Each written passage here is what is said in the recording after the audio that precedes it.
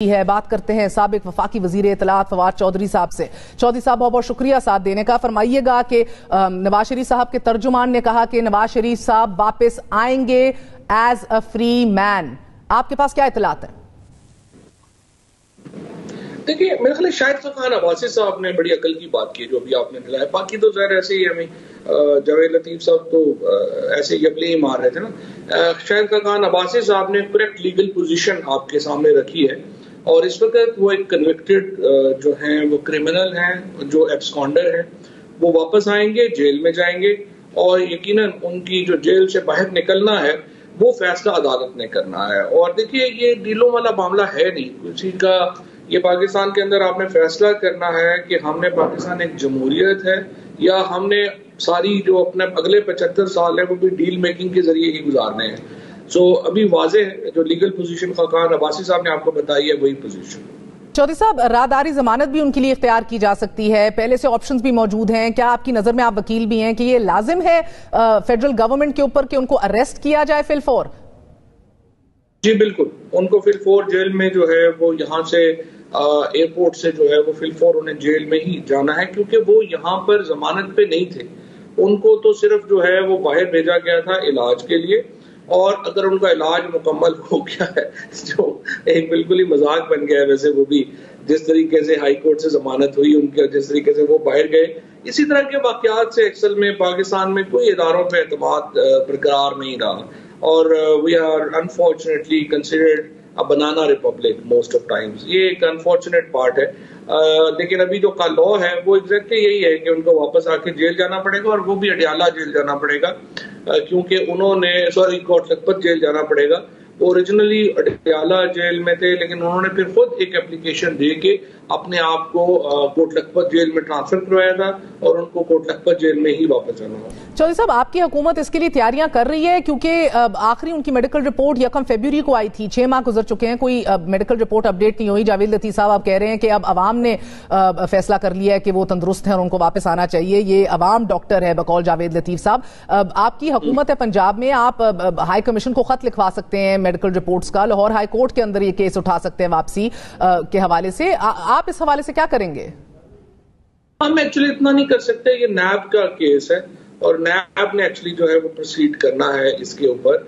लेकिन जहां तक उनकी वापसी का ताल्लुक है, देखिए उनका वापस, मेरे ख्याल में इस वक्त जो इमरान खान की जो स्ट्रेंथ है ना, ये अगर पॉलिटिकली मैं आपको बताऊं, फ्रेंकली हमें कोई खतरा नहीं है। Imran Khan is too big. इस वक्त आप नवाज शरीफ को बुला भी लेंगे, पीटीआई को नहीं रोका जा सकता। द ओनली वे, इसीलिए इस हुकूमत का जो बार बार इंसिस्टेंस है कि हमने इलेक्शन ही नहीं कराने। ये कहते हैं हम इस बार भी इलेक्शन नहीं कराएंगे, हम इलेक्शन से अभी भी फरार हैं। फिर आप देखिएगा 6 महीने बाद ये कहेंगे नहीं जी अभी हमें एक्सटेंशन कर लें इस असेंबली की मुद्दत में, ये उधर चले जाएंगे। ये मुल्क का एक बहुत बड़ा, ये जब तक ये चिमटे हुए हैं, इनको सिर्फ यही है कि हमने चिमट के रहना है, इसके अलावा इनके पास कोई सोल्यूशन नहीं है। और ये कुबाला अवाम में जो है वो आपने लाहौर में भी देख लिया, हर जगह ये इनकी गलत फहमी है कि 6 महीने के बाद इनकी को हालत बेहतर हो जाएगी, इनकी हालत मजीद पतली हो जाएगी। चलिए, वो तो सियासी तौर पे देखा जाएगा, सियासी तौर पे देखा जाएगा कि उनको सियासी सरगर्मियों में मुतहर्रिक रहने की इजाजत मिलती है कि नहीं, सेहत के ग्राउंड्स पे बेल पे आते हैं, किस तरह आते हैं, या कन्विक्शन ओवरटर्न की भी बात हो रही है। 62-63 का खत्म होना भी कार्ड्स के ऊपर कहा जा रहा है, पार्लियामान के हवाले से मियां साहब की ये मंशा है। मगर मुझे ये, जी 62-63 के लिए तो 2/3 मेजोरिटी चाहिए ना। इसी तरह से जो सुप्रीम कोर्ट की तरफ से नाअहलियत है उसके लिए भी 2/3 मेजोरिटी चाहिए। अगर 2/3 मेजोरिटी के बगैर तो ये दोनों काम हो नहीं सकते, क्योंकि उनकी नजर सानी। चौधरी साहब ये बताइएगा कि देखिए वो जिस तरह पुरस्कार तरीके से गए और बाद आप लोग हाथ मलते रह गए और बहुत से इंकशाफ मंजर आम पर भी आया। इरोनिकली शहबाज गिल साहब ने भी हमसे इंकशाफ किया, आपके वजीर दाखिला तब के एजाज शाह साहब ने भी किया, आपकी भी कुछ बातें आई, आप तो अंदर काबीना में बैठ के भी मुखालिफत तब कर रहे थे। क्या इनकी वापसी के लिए भी कोई गारंटीज और अंडरस्टैंडिंग है, गिवन जिस सिस्टम में हम रहते हैं और हमारी ग्राउंड रियलिटीज जो हैं? देखिए, ये लीगली तो बहुत ही एक मुश्किल काम होगा, और लीगली इसलिए मुश्किल काम होगा कि सुप्रीम कोर्ट को अपना जो नजर सानी के ऊपर भी फिर एक नजर सानी करके वो बदले। इससे पहले कभी इस तरह हुआ नहीं है। Parliament is the only forum जहां पे 2/3 मेजोरिटी से सुप्रीम कोर्ट का फैसला ओवरटर्न हो सकता है, और उसके लिए आपको इलेक्शन करवाने पड़ेंगे। PMLN के पास सवाए इसके, अगर नवाज शरीफ को वापस सियासत में एक्टिव करना है तो कॉन्स्टिट्यूशनल तरीका, लीगल तरीका यही है कि आप उसको जो है वो आपको लगाना पड़ेगा, इलेक्शन कराना पड़ेंगे और 2/3 मेजोरिटी जीतनी पड़ेगी, या फिर आप मार्शल लॉ लगवा के कर लें, दो ही काम है। अब ये बड़ी दिलचस्प सूरत हाल है। एक तो उनका वापसी का रास्ता हमवार हो रहा है और इमरान खान साहब के ऊपर घेरा तंग होता चला जा रहा है, मगर मैंने आपसे पहले पूछा उनकी रास्ते के लिए अदालतों से भी क्लियरेंस मिलनी पड़ेगी, ये पूरा एक कानूनी प्रोसेस है, मगर क्या इसके अंदर रवायती तौर पे हमने जो देखा है कहीं एस्टैब्लिशमेंट का रोल दिख रहा है आपको?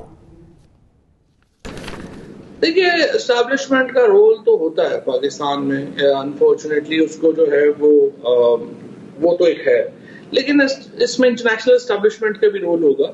इंटरनेशनल एस्टैब्लिशमेंट में भी मैंने तो जब ये नवाज शरीफ जा रहे थे तो मैं इसीलिए बार बार उस मुखालफत कर रहा था कि इनको आप ना भेजें, क्योंकि फिर ये आप इंटरनेशनल एस्टैब्लिशमेंट के प्लेयर बन जाते हैं। इस वक्त पाकिस्तान में एक्चुअली तो देखिए ना, अमेरिका वर्सेस चाइना की एक लड़ाई चल रही है, उसमें जो चाइना को साइडलाइन करने के लिए ये सारी आपको लोकल पॉलिटिक्स नजर आ रही है।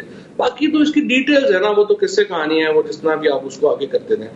अभी ये जो नवाज शरीफ की वापसी का मामला है, ये भी एक उसमें डेफिनेटली इंटरनेशनल एस्टैब्लिशमेंट का भी एक इंटरेस्ट और एंगल होगा, लेकिन ये अब एक लड़ाई है। इस सारी ये गेम प्लान बड़ी आसानी से तय हो जाता अगर इमरान खान इस गेम में इतने पॉपुलर ना होते। अब ये देखिए, ये भी ख्वाहिशें हैं। इमरान खान को डिस्क्वालीफाई करना कोई क्या को खालाजी का घर तो नहीं है ना।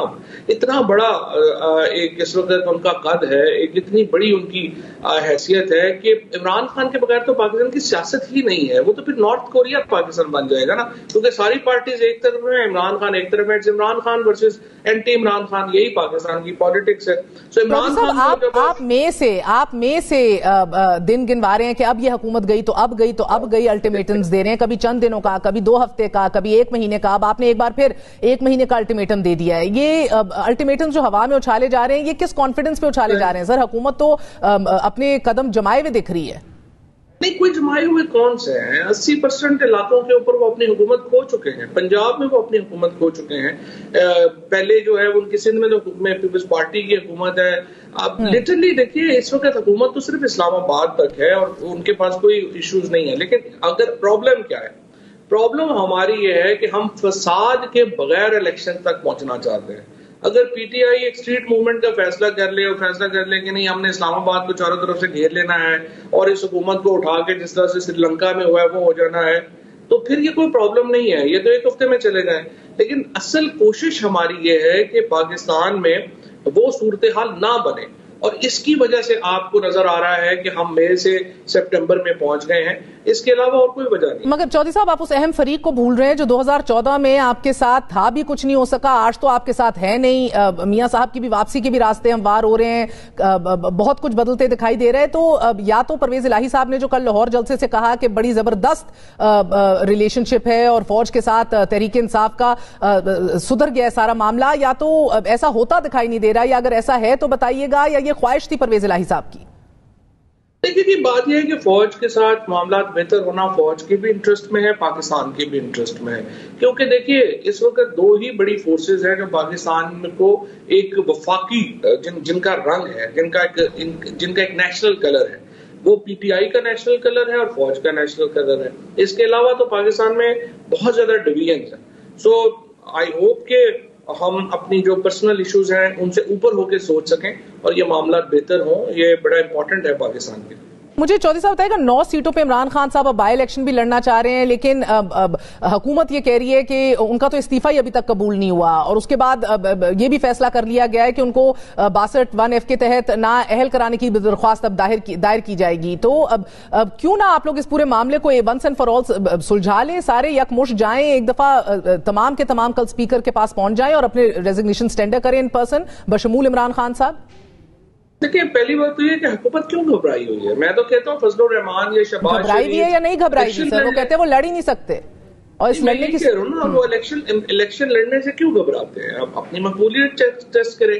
शहबाज शरीफ भी 9 हल्कों में इलेक्शन लड़े या फजलुर रहमान लड़े और पीडीएम पूरी उनके बीच बिलावल भुट्टो लड़े, ताकि पता चल जाए ना अवाम किसके साथ खड़ी है। एक अच्छा टेस्ट हो जाएगा।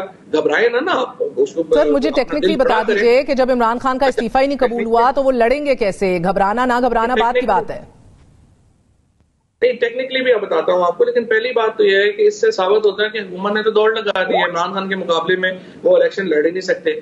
दूसरी बात यह है कि जब भी आप एक सीट के ऊपर एमएनए होते हैं, फॉर एग्जांपल मैं इस वक्त अगर झेलम से अगर मैं एमएनए हूं और मैं चाहता हूं कि नहीं मैं इस कॉन्स्टिट्यूएंसी को छोड़ के लाहौर से एमएनए बनना चाहता हूं, तो मैं वो इलेक्शन लड़ूंगा तो मेरी झेलम की सीट खाली हो जाएगी। लाइकवाइज इमरान खान के ऊपर डिपेंड करता है कि वो कौन सी सीट रखेंगे, वोट लेंगे नहीं लेंगे। ये एक जैसे आपके नहले पे दहला है, जिस तरह उन्होंने ये किया कि सिर्फ 11 सीटों पे इलेक्शन करवाए 123 सीटों के बजाय, हमने इलेक्शन में इमरान खान को खड़ा कर दिया हर सीट के ऊपर। अब वो हिम्मत करें और मुकाबला करें। सर, आपकी इतना कॉन्फिडेंस कहां से आ रहा है आपका? इस मुल्क के अंदर एक वजीर आजम जो है वो तख्तादार पर पहुंचा दिया गया, दूसरे को फॉर लाइफ डिस्क्वालीफाई कर दिया गया, बीच में एक को घर भी भेज दिया गया, तो इतना कॉन्फिडेंस आपका क्यों करो? कहां से है? क्या इस मुल्क के अंदर हमारे पास प्रेसिडेंट्स नहीं रहे डिस्क्वालिफिकेशन के? 18-19 के उनके गोशवारे, 19-20 के उनके गोशवारे, बहुत कुछ उसके अंदर अभी तक डिक्लेयर नहीं हुआ। या तो आप कहें कि आप सिर्फ मकबूलियत की बात पे कर रहे हैं, तो जुल्फिकार अली भुट्टो से ज्यादा मकबूल कौन था?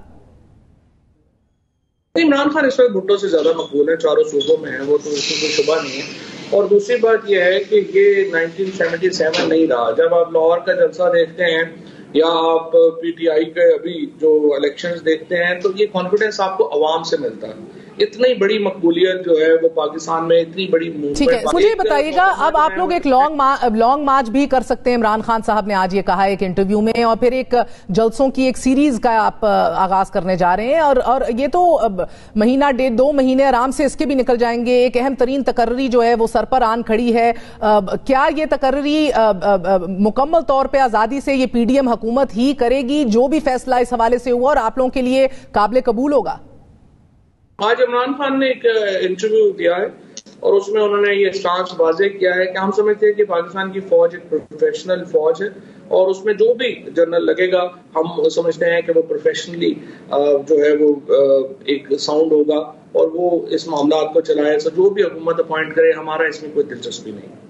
ठीक है, और ये मैं कोई डील नहीं करूंगा, ये भी खान साहब ने कहा है जलसे में भी, बाद अज़ां भी। सर, डील से क्या मुराद है? क्या इस हुकूमत के साथ नहीं बैठेंगे आप मिसाके मुईशत के हवाले से या किसी भी हवाले से, या इदारों से भी कोई अंडरस्टैंडिंग रखने में आप दिलचस्पी नहीं रखते? मिसाके मईशत में कहमकाना बयान है। बार बार शहबाज शरीफ ऐसे अपने इक़्तिदार को लंबा करने के लिए देते हैं।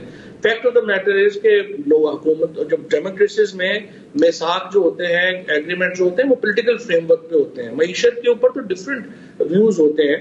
जिस तरह से इस 13 जमातों के अंदर भी ये कोई मिसाके मईशत नहीं कर सकते। पीपल्स पार्टी को जरा कन्विंस करके मुझे दिखा दे प्राइवेटाइजेशन के ऊपर, आपको पता चल जाएगा।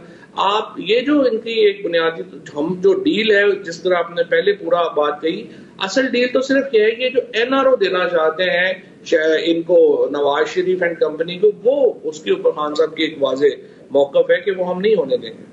बहुत बहुत शुक्रिया। हमारे साथ साबिक फाकी वज़ीर इत्तलात फवाद चौधरी साहब मौजूद थे।